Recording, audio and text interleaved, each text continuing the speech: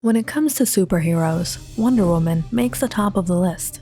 She has an ancient warrior look, a lasso of truth and bracelets of submission, and a wild origin story that involves her being molded from clay and brought to life by Zeus on the island of the Amazons.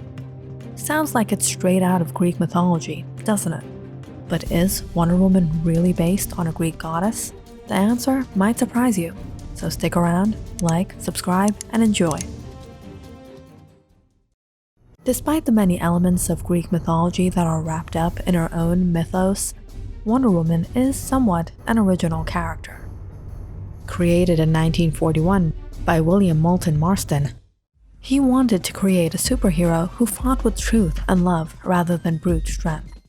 His wife, Elizabeth Holloway Marston, suggested that the character be a woman, and William concurred.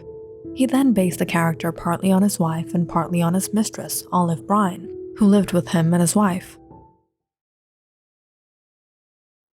So how then, from this modern and grounded origin, did Wonder Woman become all mixed up in stories from ancient times, half a world away? According to New Yorker's Jill Lepper, early 20th century feminism was fascinated by the idea of an ancient matriarchal society, and Marston was very much part of that scene.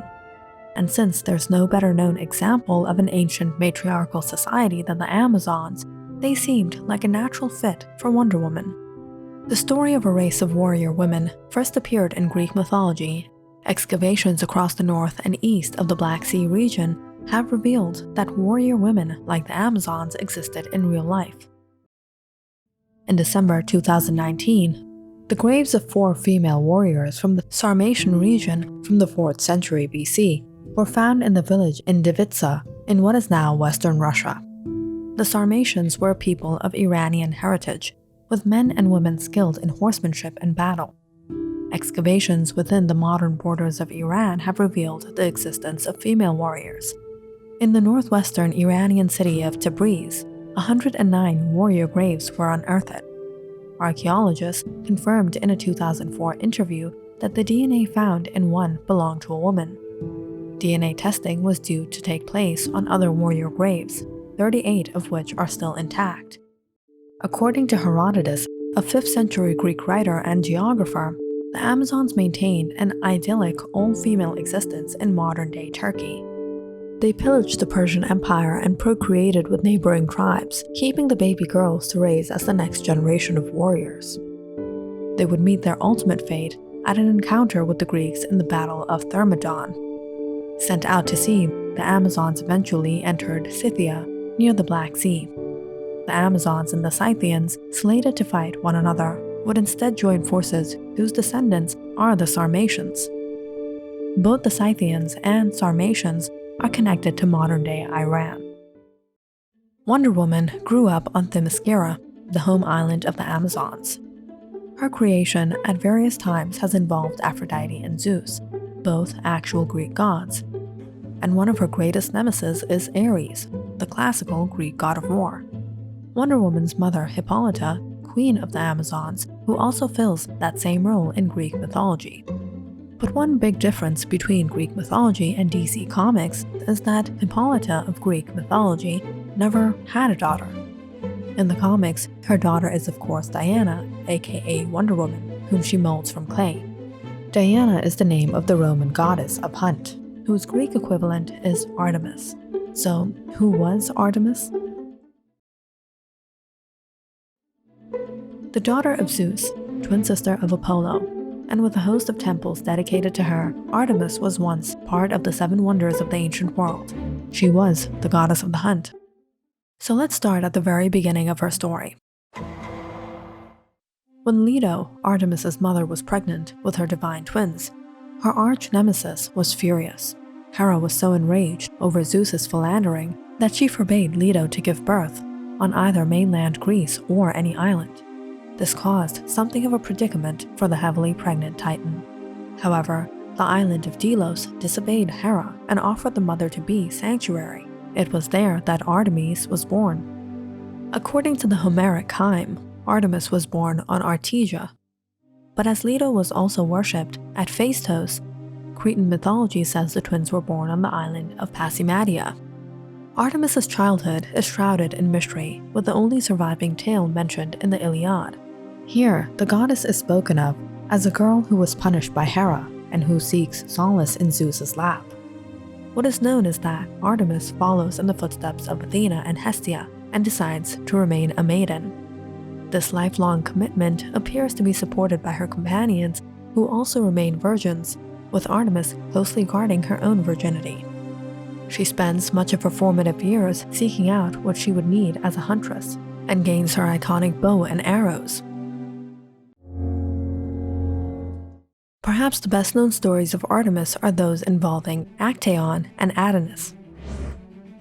Actaeon was one of Artemis's hunting companions, and like his immortal friend, he had a pack of hunting dogs.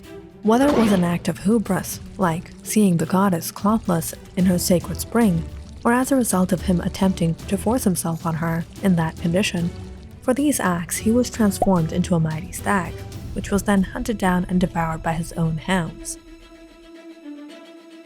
Adonis, for his part, was foolish enough to boast that he was a greater hunter than Artemis, and for this she sent a wild boar to kill him as punishment.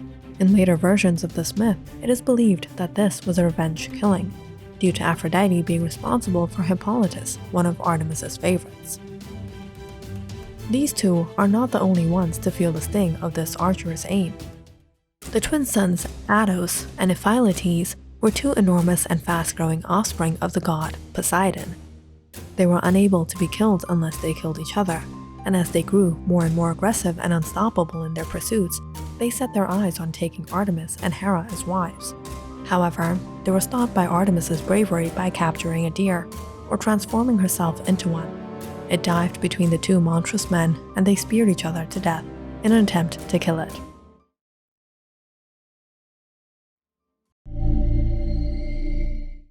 There are many more stories about Artemis and various mythological characters. There's the tale of Callisto, a woman who was taken advantage of by Zeus or Apollo, and who bore a son as a result.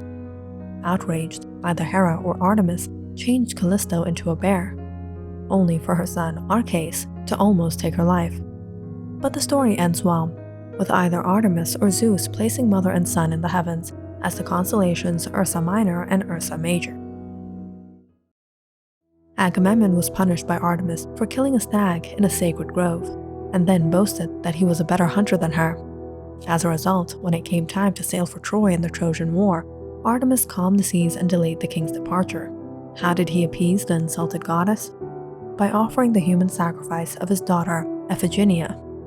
Fortunately for the girl, Artemis swooped in at the last second and carried her away, where the princess would become an immortal companion to the goddess. Another common theme in stories related to Artemis and jealousy is the two stories that involved Niobe, a queen of Thebes, and the Phocis princess, Chion, both of which felt the sting of Artemis's retribution after boasts of their superior beauty. Artemis is also known for having saved the infant, Atalanta, by sending a female bear to nurture the infant. Unfortunately, though, Atalanta never made the claim herself. When others exclaimed that her hunting prowess must be greater than the one of the goddess, Artemis then sent a bear to hurt her. Whilst the Greeks know her as Artemis, the Romans prefer the name Diana. Diana, of course, is the daughter of Jupiter, the Roman form of Zeus, king of the gods. As such, Diana is a princess. Which brings us back to Princess Diana, the alias used by Wonder Woman when living in the mundane world. So what do you think? Is Wonder Woman inspired from the Greek goddess Artemis? Comment down in the section below, and see you in another episode.